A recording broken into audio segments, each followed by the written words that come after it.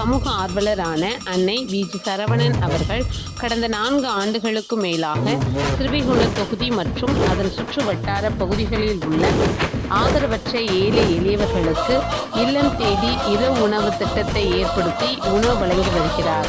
இந்நிலையில் தமிழக வெற்றி கழகத்தின் ஐம்பெரும் கொள்கை தலைவர்களுள் ஒருவரான சமூக ஆர்வலர் அஞ்சலை அம்மாளை கொள்கை தலைவராக அறிவித்ததன் ஈர்ப்பால் தமிழக வெற்றி கழகத்துடன் இணைந்து தமிழக வெற்றி கழக தலைவர் தளபதி திரு விஜய் அவர்களின் ஆசியுடன் கழக பொதுச் செயலாளர் அண்ணன் புசியன் ஆனந்த் அவர்களின் வழிகாட்டுதலின்படியும் மதிய உணவு மற்றும் இரவு உணவு திட்டத்தை ஏற்படுத்தி உணவு வழங்கி வருகிறார்.